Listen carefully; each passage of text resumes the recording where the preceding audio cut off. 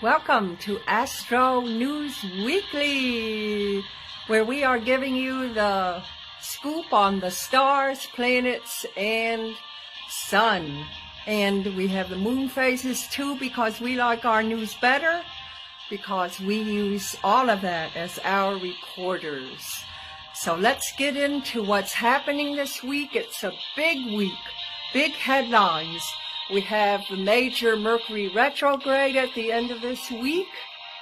And we also have a big lunar eclipse moon on the midpoint of this week. So let's get into it right away. And we have Luna as my co-anchor, and we're going to pull some cards to see what kind of energy that we have. And we're going to go with the divine directions first. And let's see which one you want. Okay, she went right after this one. And what do you know? She picked animals.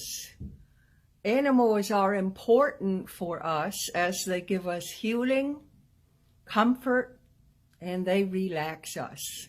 Well, I can't say that all the time, but for most of the time, I can say that. And that is very true. How many of you find a lot of relaxation by just laying on your bed with your beautiful animals? Yeah, we do that. Okay, your job's not done yet, Miss Luna. Let's pick from the Daughters of the Moon cards. I love these cards the best, so which one do you want? Okay, all right. Well, she seems to really like these decks this week. I'll just keep it going like that. All right, this is the card she picked, and that is retraction. That is retraction. So the energy of the week would be, if you feel like you want to get in a conflict, which you could with that lunar moon that's coming up. If you feel like you want to get into a major conflict with someone, I would advise to contract, and retract. Just hold that energy in, hold it back, stay steady. It's not worth getting into arguments this week with this big moon on steroids. Okay, Miss Luna, well, you did a good job. Thank you for the wisdom. Looks like she's ready to sleep, so we're going to put her down now and get into the astrology for this week. All right, I've told you about the big full moon lunar eclipse, and so on Monday, today, we have that moon in Scorpio. Scorpio is a little reserved, it's a little passionate, intense, so you might feel that intensity today. And then it will oppose Uranus, so that could be a major surprise or a stressful event of some kind. It will oppose Uranus, and again, you never know what Uranus will bring, but it would be a surprising event, or I can't tell you if it's good or bad because we never know. However, then this evening it will square Uranus. It will square Saturn. And Saturn is the definer. Saturn says, okay, so this is the deal, and this is what you do. So Saturn will come in and define the situation, whatever it is. It's kind of a reality check, so it could be a little intense. Tuesday, the moon is still in Scorpio in the morning, and it will be in harmony with Neptune. Now, the moon in Neptune is very, very nice.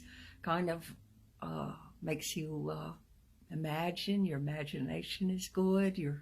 There's a little bit more dreaminess in your thoughts, so that could be very nice.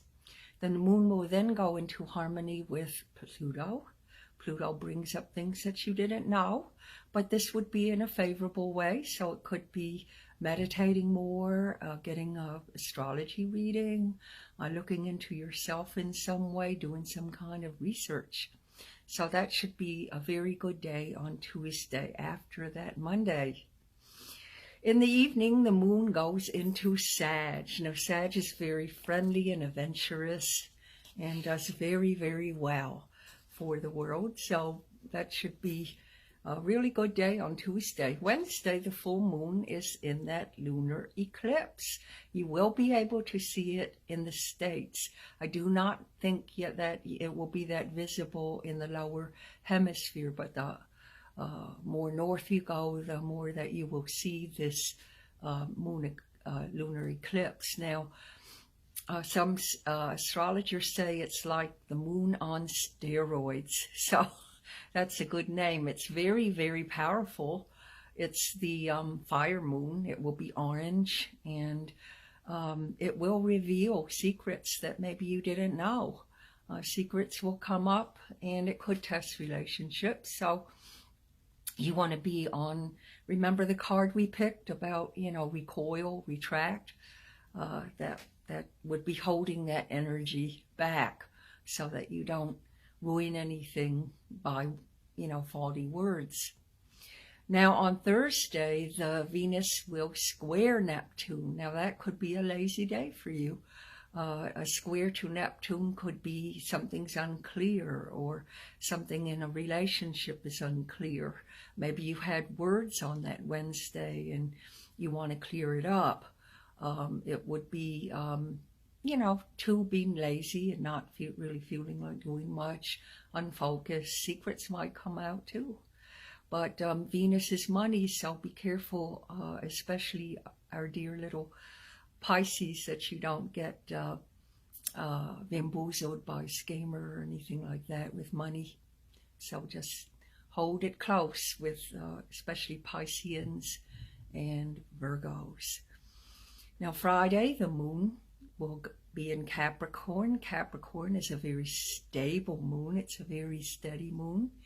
It's an earth sign, and sometimes it's kind of slow. You might have a slow day because it's ruled by Saturn. In the afternoon, it will be in harmony with Venus. So that could be very nice. That would take you out of a rut. It will be with Uranus. So again, Uranus always brings us surprises. So it could take you out of the box. You might be doing something with a computer on Friday, or possibly buying or looking at computers or using a computer. So it's kind of out of the box. Mercury is going to go stationary on Friday. So that means it just stops in its transit because it's ready to go retrograde on Saturday. So it will stop in its motion in the solar system, and then on Saturday the Mercury will go into retro until June 22nd, and it may be a little longer. Sometimes it isn't just 6 weeks. Sometimes it's a full 8 weeks to get back to the shadow period, but that's about how long it will be. So when it goes retro, it doesn't really go backwards. It's an illusion, but it looks like it's going backwards in the skies. It will align with Venus when it makes that stationary stop. And Venus is beautiful. Venus is about, again, love and money.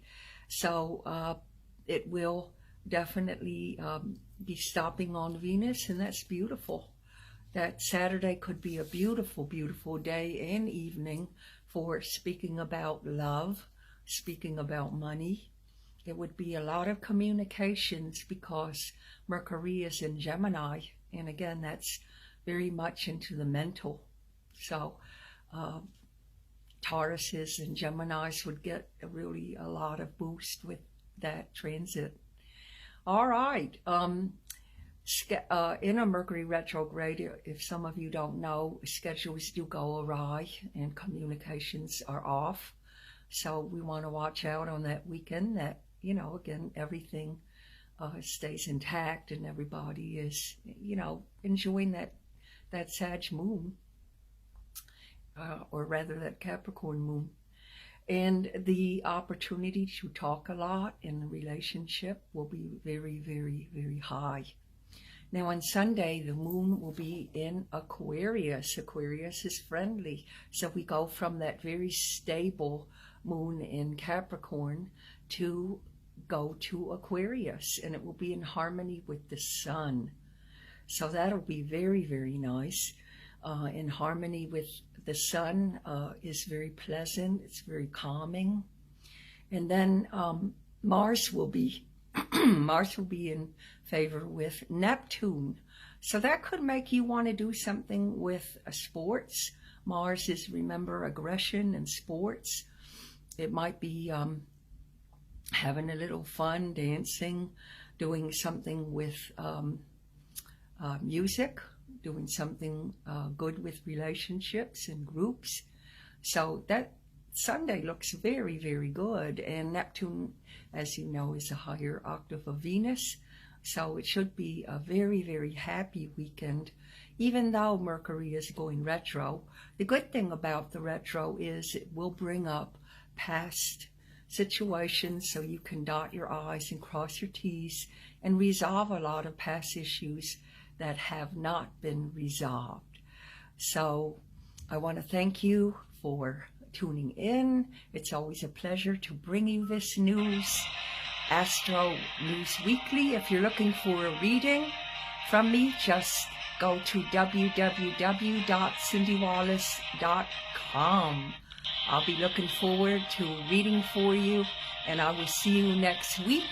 Aloha, namaste, ashe, aho.